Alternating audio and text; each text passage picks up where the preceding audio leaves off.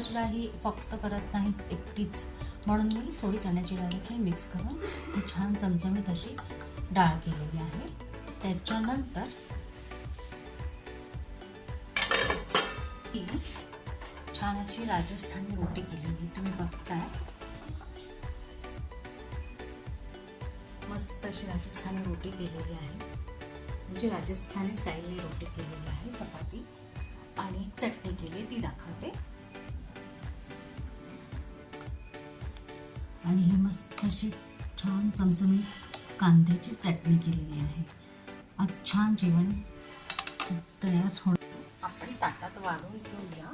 मी ताट वाढलेलं आहे आणि ह्याच्यावरती तूप पण घातलेलं आहे या रोटीवर.